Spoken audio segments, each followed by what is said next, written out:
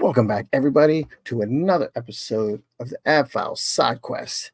I'm your host, Av, and on this side quest, we will take a short journey talk about the Men in Black. Obviously, everyone knows the Men in Black. It's not Will Smith. It's not Tommy Lee Jones. These are the real Men in Black that have appeared throughout, from since the 40s, have appeared, in places and talked to scare people, supposedly scare people. There's been videos and stuff. Let's get into talking about these Men in Black. They are the Men in Black, or the MIB for short. Or they are a mysterious group often associated with government agencies or even extraterrestrial origins in popular culture. Their origins are a mix of folklore, conspiracy theories, and alleged encounters. They typically involve individuals who claim to have had contact with UFOs or extraterrestrial beings, or people who have or are doing research on UFOs and extraterrestrial beings and strange occurrences. These individuals report being visited by men dressed in all plain black suits high quality with no visible logos or insignias. They also wear plain black ties and a plain white shirt. They all wear black wide brim fedora style hats. They also are said to wear plain black polished shoes, make them look all fancy, complete the set. And to add to the mystique, they are said to wear black sunglasses. Some say they look sleek or futuristic like. Some report that they are also seen wearing an earpiece, possible for communication with other men in blacks. And uh, I guess in a way, you see one, there's another one around. So it's a way for them to communicate back and forth between each other. In some statements, they are said to wear black gloves, but that's not always the case. It's said that men in black are often said to have a stern or stoic demeanor, often exhibiting unusual behavior and sometimes possessing advanced knowledge of what the witnesses have said they have encountered, but typically said to be white males.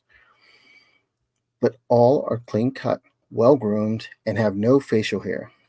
They are said to almost never display any emotions and often have a serious expression on their face. It's also said that the Men in Black have pale, white, clammy like skin.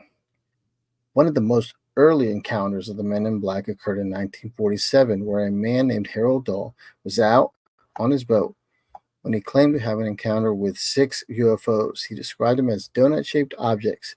He also claimed that one of those objects fell apart while in midair and spilled debris and killed his dog. It killed his dog and it injured his son.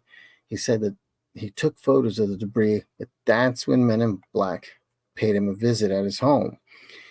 He said that when the Men in Black came to his house, they were wearing dark suits and that they were wearing fedora-style hats and that they had warned him to get rid of any photos he had taken and to not talk about what he saw with anyone.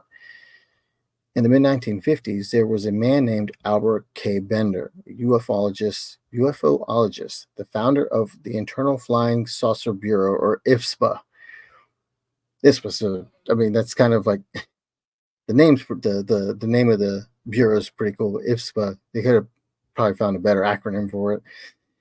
And who also published a magazine called Space Review, which focused on UFOs and other paranormal phenomena. Bender claimed to have made significant strides in understanding the nature of UFOs and their potential extraterrestrial origins. But after publishing an article that hinted at revealing classified information about UFOs, Bender shortly and strangely enough abruptly ceased publication of the Space Review, and he also dissolved the IFSPA. Bender later claimed to have been receiving strange phone calls and said he felt as if he was being followed but wasn't sure by who or what. One incident, he said he was in a movie theater and felt like someone was behind him, like watching him, like a few rows back. When he looked around, he noticed these yellow glowing eyes staring back at him. He then said when he was visited by 3 men in black at his home one evening. This one, that one, yeah, it happened over a period of time. It didn't just he didn't just start seeing this person and then it just stopped. Like it happened for a while, and it said that, or he said that the Men in Black would show up at his house and like just like appear almost and like kind of like disappear. Weird thing like that. But sometimes he would come home and he could tell that like something had been there or someone had been there and just moved stuff around, like somebody was looking for stuff, you know. After publishing his UFO themed magazine, Bender had said that they allegedly warned him to cease his research and stop discussing the UFO phenomenon. Bender's accounts, along with similar stories from others, helped solidify the image of the Men in Black in popular culture. One incident of a more recent encounter with the Men in Black was with actor Dan Aykroyd, who Dan Aykroyd is big into UFOs, Men in Black, um, ghosts, stuff like that. Like he's like really into it. He loves to. From what I understand, is he loves to talk about it. He's very knowledgeable of a lot of the stuff. So um, he said that he had an encounter. He said he's had about 4 UFO encounters, but one time back in January of 2002 in New York, when he was on the set of his show, which was called Out There, which was supposed to be for the Sci-Fi Network, it was going to be on a wide range of topics. While he was conducting an interview for the show, they stopped taping and took for a break. After a while, I guess obviously interviews probably take like an hour or two, and probably in between they kind of decide to take a break. I believe Mr. Aykroyd he likes to smoke, so I think he took a smoke break. So Dan stepped outside for a moment, and there he reported seeing an all-black sedan appear suddenly across the street. Dan said he saw a large man in all black get out of the car. He said the man just stared at him. Dan said when he looked away for a brief moment and looked back over to where the man and the car were, they were gone. 2 hours later, Dan was given the bad news from the producers of the show, and he said, and I quote, "We were told not to continue taping and that the show had been canceled and none of them would air." So none of the interview, anything, whoever was interviewing, whatever they were talking about, all the other shows that they did, it was all canceled.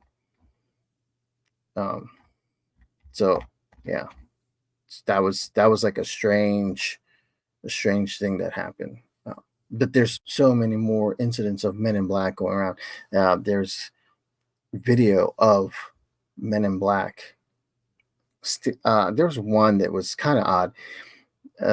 They were standing next to. There was 2 of them standing, looked like they were waiting for the subway, and they were just kind of like out in the open. One that I totally thought was just made up. It was fake. It was this lady at a office. This Man in Black came in. You can't say anything because it looks like it's a security camera, but it doesn't look like it's a security camera. It all looks fake. He kind of like walks in, says something to her. You don't know what is being said. And then she ends up following him out, and supposedly nobody knows where she is to this day. That, to me, that one, if you ever see that one, you'll know it when you see it. I think it looks very fake, made up. I think that was just for, just to throw it in there to, to get attention, clickbait type of thing. But the one that really got me was the hotel one. Now I wanted to put these on. I wanted to share these with you guys, but I wasn't able to get them to work properly on the. We're working towards that. Okay, so we're working. That's what we're doing here. We're trying to. We need more subs. We need you guys to like smash the like button, the subscribe button, everything, and so we get more, and that's going to help us get better product out for you guys. But yeah, the video shows 2 Men in Black come into this hotel room or hotel lobby, and you can tell that it's the security camera.